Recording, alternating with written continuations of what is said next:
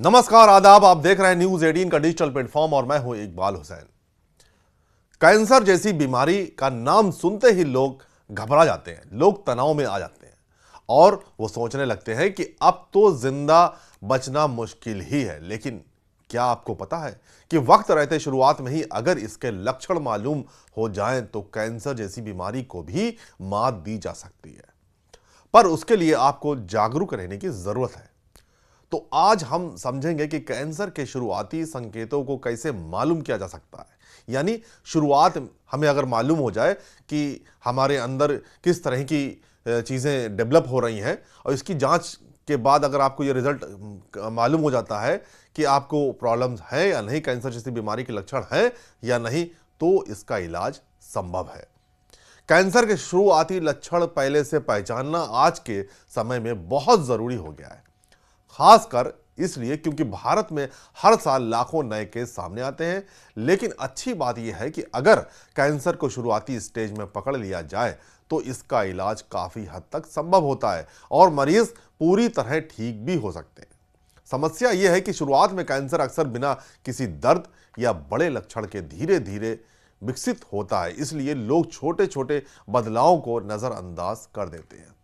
यही सबसे बड़ी गलती होती है, जबकि हमारा शरीर कई बार पहले से संकेत देता है, वार्निंग देता है, जिन्हें वार्निंग साइन कहा जाता है।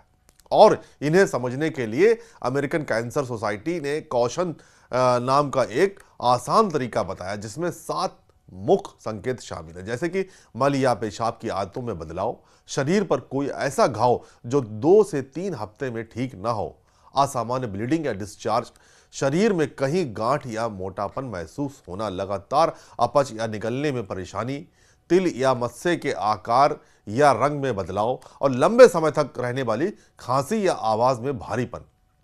इसके अलावा बिना कारण वजन में कम होना, लगातार थकान, रात में पसीना या बुखार आना और शरीर के लिम्फ नोड्स में सूजन जैसे लक्षण भी नजरअंदाज नहीं करने चाहिए।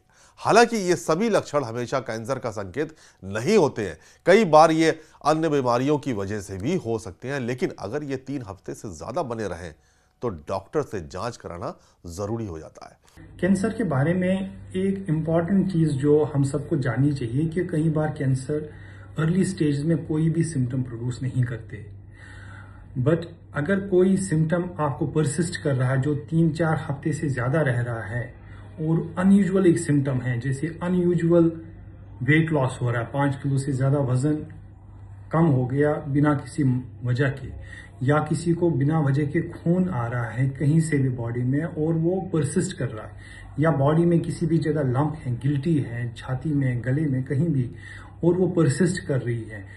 इस तरह के अनयूजुअल सिम्टम्स अगर किसी को आते हैं, जैसे खांसी हो रही है और वो ठीक ही नहीं हो रही है, या खांसी के साथ ब्लड आ रहा है, तो ये कैंसर के अलामात हो सकते हैं।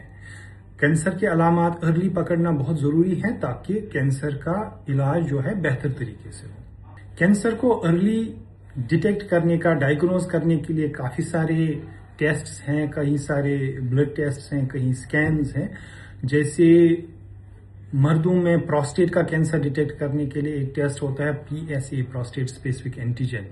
इसी तरह औरतों में सर्वाइकल कैंसर डायग्नोज करने के लिए पैप सीमियर, या अगर ब्रेस्ट का कैंसर हो उसके लिए मैमोग्राफी, या चेस्ट का कैंसर एक्सरे या CT स्कैन पे पता किया जा सकता है। इन सब टेस्ट को यूजुअली उन अशखास में करते हैं जहां पे या तो रिस्क बहुत ज्यादा हो, या after a certain age as a screening tool use कर सकते हैं। भारत में सबसे आम कैंसर में स्तन कैंसर, मुंह का कैंसर, गर्भाशय, ग्रीवा कैंसर, फेफड़े का कैंसर और कोलोरेक्टल कैंसर शामिल है, जिनके शुरुआती लक्षण अलग अलग हो सकते हैं, जैसे कि स्तन कैंसर में बिना दर्द की गांठ, निप्पल से डिस्चार्ज या त्वचा में बदलाव, मुंह के कैंसर में सफेद या लाल पैच, ना भरने वाला घाव या निगलने में परेशानी, गर्भाशय ग्रीवा कैंसर में अनियमित ब्लीडिंग या बदबूदार डिस्चार्ज, फेफड़े के कैंसर में लंबे समय तक खांसी, सांस फूलना या खून वाली खांसी और कोलोरेक्टल कैंसर में मल में खून, पेट दर्द या कब्ज और दस्त का बार बार बदलना शामिल है। इन सभी को समय रहते पहचानना बेहद जरूरी है, लेकिन सिर्फ लक्षणों का इंतजार करना सही तरीका नहीं है। इसलिए स्क्रीनिंग टेस्ट बहुत जरूरी है बहुत महत्वपूर्ण भूमिका निभाते हैं। स्क्रीनिंग का मतलब है कि जब आप स्वस्थ महसूस कर रहे हों तब भी जांच कराना, ताकि बीमारी को शुरुआती अवस्था में पकड़ा जा सके। उदाहरण के लिए स्तन कैंसर के लिए मैमोग्राफी, गर्भाशय ग्रीवा कैंसर के लिए पैप स्मीयर और एचपीवी टेस्ट, कोलोरेक्टल कैंसर के लिए स्टूल टेस्ट या कोलोनोस्कोपी या फेफड़े के कैंसर के लिए हाई रिस्क लोगों में लो डोज सीटी स्कैन किया जाता है।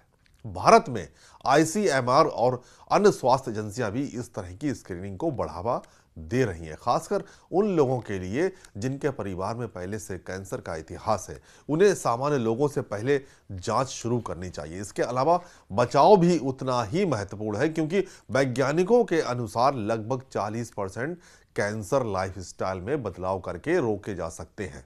जिन अशखास में फैमिली हिस्ट्री हो या ऐसे सिम्टम्स हो जो कैंसर सजेस्ट कर रहे हो बट टेस्ट के रिजल्ट नॉर्मल आ रहे हैं, तो ऐसे पेशेंट में टेस्ट बार बार करना पड़ सकता है। यूजुअली अगर किसी को हम सस्पेक्ट कर रहे हैं कि लिवर का कैंसर है फॉर एग्जांपल, और उसके टेस्ट नॉर्मल आ रहे हैं, तो हम यूजुअली 3 या 6 महीने में उसके टेस्ट रिपीट कराते हैं। क्योंकि अगर सिम्टम्स हैं या उनको हिस्ट्री है हेपेटाइटिस बी की या हेपेटाइटिस सी की, जिसमें कि कैंसर आने के चांसेस काफ़ी ज़्यादा होते हैं, तो ऐसे पेशेंट्स में जिनमें रिस्क हो और उनमें या अलामात हो पर टेस्ट नॉर्मल आते हैं, तो उनमें टेस्ट रिपीट करना ज़रूरी है। अदरवाइज अगर ऐसे अलामात नहीं है, ऐसा रिस्क नहीं है, तो टेस्ट बार बार करने की जरूरत नहीं है। यूजुअली 2 साल 3 साल बाद ही टेस्ट रिपीट किए जाते हैं। सबसे मौसर जो ट्रीटमेंट है वो अर्ली स्टेज में रहता है, यानी कि सबसे ज्यादा फायदा जो पेशेंट्स को होता है वो उन पेशेंट्स को होता है जिनमें कैंसर अर्ली डायग्नोसिस हो जाए। इसलिए इतनी ज्यादा अहमियत इस बात पे डाली जाती है कि स्क्रीनिंग की जाए और अलामात को जल्दी से जल्दी पकड़ लिया जाए, ताकि जो कैंसर है वो अर्ली स्टेज में हम पकड़ सके। जब अर्ली स्टेज में हम पकड़ते हैं, जैसे लिवर का कैंसर अर्ली स्टेज में पता चल गया, तो उसमें काफी सारे ट्रीटमेंट ऑप्शंस होते हैं और जो क्यूरेटिव होते हैं, यानी कि इंसान की बाकी की लाइफ कैंसर फ्री हो सकती है। जैसे अगर लिवर कैंसर छोटा है, 2-3 सेंटीमीटर का है, तो इसको सर्जरी से निकाल सकते हैं, या इसको RFA के जरिए से हम बर्न कर सकते हैं, या माइक्रोवेव एब्लेशन कर सकते हैं, या इस तरह के और ट्रीटमेंट ऑप्शंस होते हैं।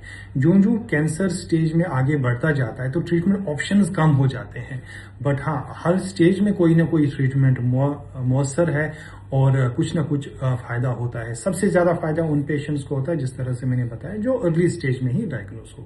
तंबाकू और गुटखा छोड़ना, शराब का सीमित सेवन, संतुलित आहार जिसमें फल और सब्जियां शामिल हो, नियमित व्यायाम और स्वस्थ वजन बनाए रखना, HPV वैक्सीन लगवाना और प्रदूषण व धूप से बचाव रखना, ये सभी कदम कैंसर के खतरे को काफी कम कर सकते हैं।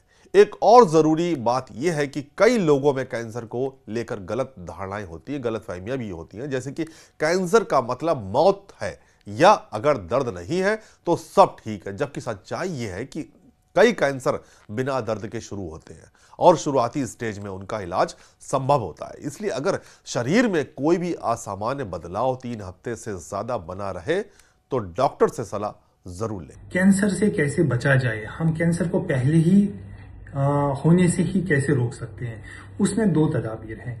एक तो है लाइफस्टाइल चेंजेस, हमें अपने आप में जो हमारी आदत है वो ठीक करनी चाहिए। जैसे स्मोकिंग, सिगरेट पीना तो बिल्कुल ही बंद करना चाहिए, अल्कोहल बिल्कुल बंद करना चाहिए, हमें एक्सरसाइज अपनी डेली रूटीन बनानी चाहिए। इस तरह से हमें जिसका वेट ज़्यादा हो वेट रिड्यूस करना चाहिए। और दूसरी चीज़ जो इसमें सबसे अहम है वो है वैक्सीन्स। कई सारे कैंसर हैं जिनके अगेंस्ट हम वैक्सीन से बच सकते हैं, जैसे ह्यूमन पेपिलोमा वायरस जो ख़वातीन में सर्वाइकल कैंसर होता है, उससे बचने के लिए ह्यूमन पेपिलोमा वैक्सीन है जो अभी मुल्क भर में उसकी वैक्सीन चल भी रहे थे, वो बहुत ही मौसर है। इसी तरह हेपेटाइटिस बी के लिए वैक्सीन है, अगर वो किसी ने लगाया तो उसमें हेपेटाइटिस बी नहीं होगा, और हेपेटाइटिस बी से जो कैंसर होता है हेपेटोसेलुलर कार्सिनोमा जिसको बोलते हैं, तो वो उससे बचा जा सकता है। इसी तरह अल्कोहल से अगर हम बच सकते हैं तो अल्कोहल से जो सिरहोसिस होता है और सिरहोसिस लेटर ऑन कैंसर में कन्वर्ट हो जाता है, तो उससे बचा जा सकता है। आखिर में यही कहा जा सकता है कि जागरूकता ही सबसे बड़ा बचाव है। अगर हम अपने शरीर के संकेतों को समय पर पहचान लें, समय पर स्क्रीनिंग करवाएं और स्वस्थ जीवन शैली अपनाएं तो कैंसर को शुरुआती अवस्था में पकड़ा जा सकता है और इसका सफल इलाज संभव है। इसलिए घबराने के बजाय सतर्क रहें, जानकारी रखें और समय पर कदम उठाएं और स्वास्थ्य से संबंधित अधिक जानकारी के लिए जुड़े रहें हमारे साथ। जय हिंद।